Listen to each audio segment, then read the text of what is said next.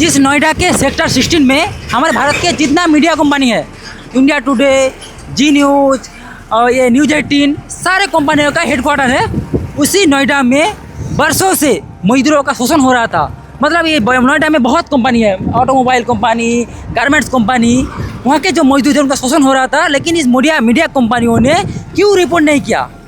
अरे अक्सर इन media company के ऊपर आरोप है कि ये अपने जो एडिटर है, अपने जो स्टाफ है, उनका शोषण करते हैं। उनको 12 घंटा के समय तक काम करवाते हैं और उतना तनख्वाह भी देर से देते हैं। तो वो क्या, ये जो नोएडा के जो दूसरे कंपनी है, उनका जो मजदूर का शोषण हो रहा है उसका रिपोर्ट वो क्या करेगा? वो खुद करते हैं, अपना मतलब अपना कर्मचारी का शोषण करते हैं। और ये जितना मीडिया कंपनी है उसका जो ओनर है, उसका इन नोएडा के जो तमाम कंपनी है उसके ओनरों के साथ सेटिंग है और पॉलिटिकल लीडरों के साथ भी सेटिंग है।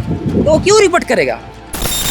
बीते 13 अप्रैल को नोएडा में जो हिंसक आंदोलन किया है श्रमिकों ने, मतलब नोएडा के सेक्टर 60, सेक्टर 61, 62, 63 और फेज 2 के श्रमिकों ने जो हिंसक आंदोलन किया है, जो गाड़ियों को जला दिया है, फैक्ट्रियों को तोड़फोड़ किया है। श्रमिक मांग कर रहे थे, बहुत दिन से मांग कर रहे थे कि उनका न्यूनतम वेतन बढ़ाया जाए। जो मतलब गुड़गांव के जो वेतन है, दिल्ली के जो वेतन है, उसके हिसाब से बढ़ाया जाए। क्योंकि नोएडा भी सटा हुआ है, नोएडा दिल्ली है, दिल्ली नोएडा गुड़गांव दिल्ली है ना, लेकिन नोएडा यूपी के अंदर पे पड़ता है, इसीलिए नोएडा के न्यूनतम वेतन कम है। लेकिन हरियाणा में वेतन ज़्यादा था, लेकिन श्रमिक मांग कर रहा था वेतन बढ़ाए। लेकिन जो फैक्ट्री के ओनर्स थे, फैक्ट्री के जो डायरेक्टर है, उन्होंने एक बात नहीं सुना, बिल्कुल नज़रअंदाज कर रहे थे बहुत दिन से। और वेतन देर से दिया जाता था। मतलब जो हमारे OSH 2020 के जो रूल्स बनाया गया था कि 7 तारीख तक वेतन मिल जाना चाहिए, लेकिन वेतन ज़्यादातर कंपनी 15 तारीख तक लटकाता था, 15 तारीख तक वेतन मिलता था।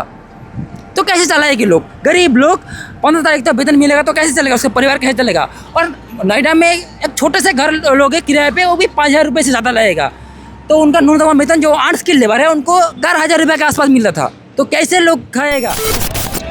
लेकिन इस हिंसक झड़प के, इन सब जो प्रोटेस्ट किया गया उसके बाद ही सरकार ने वेतन बढ़ा दिया है, 21% वेतन बढ़ा दिया है। तो मतलब हर अनस्किल्ड लेबर हो, स्किल लेबर हो, जो 2,500 रुपये के आसपास वेतन बढ़ गया है सभी का। और हमारे देश के दूसरे जितने कंपनी है उसके साथ साथ इस नोएडा के जो कंपनी है, ये ऑटोमोबाइल कंपनी है, ये जो गारमेंट्स की कंपनी है, इसका ऊपर भी आरोप है। ये भी अपने मजदूरों को 12 घंटा तक काम करवाता था। लेकिन जबकि हमारे जो OSH के 2020 के जो रूल्स है, उसके रूल्स में लिखा है कि 8 घंटा के ऊपर आप नहीं काम करवा सकते हो। अगर 8 घंटा के ऊपर काम करवाओगे तो आपको एक्स्ट्रा पेमेंट करना पड़ेगा। लेकिन कोई भी एक्स्ट्रा पेमेंट के बावजूद 12 घंटा तक काम करवा रहे थे और एक्स्ट्रा प्रेशर दे रहे थे मजदूरों के ऊपर कि ज़्यादा प्रोडक्टिविटी बढ़ाना पड़ेगा। अब प्रोडक्टिविटी बढ़ाओ। ऐसे टॉक्सिक कल्चर में, जो IT कंपनी में भी ऐसे ही रूल, ऐसे ही चल रहा है।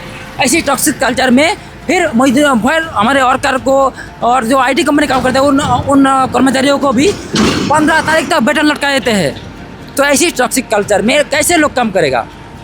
लेकिन हम इस जो हिंसक आंदोलन हुआ इसका समर्थन नहीं करता हूँ, लेकिन कभी कभी इन बहरों को सुनाने के लिए धमाका करना पड़ता है।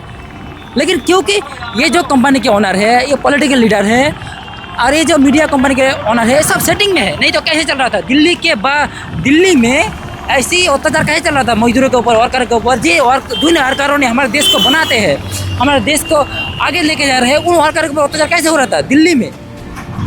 दूसरी जगह होता तो सही मिलता, लेकिन खुद दिल्ली में जहाँ हमारे सबसे बड़े बड़े लीडर बसते हैं, जहाँ मीडिया है, वहाँ कैसे अत्याचार हो रहा था? बिल्कुल सेटिंग है। ऐसे नहीं चल सकता है। जो लोग हमारे लिए रोज़ इतना काम कर रहा है, उन लोगों को ठीक से जीने तो दो। ऐसी टॉक्सिक जीवन ना दो उनको। 12 घंटा तक काम करवाओगे, वेतन बहुत देर से दोगे 15 तारीख तक, तो कैसे चलेगा? उसका घर पर कैसे चलेगा? और उसका मानसिक तनाव से जी रहे हैं वो लोग।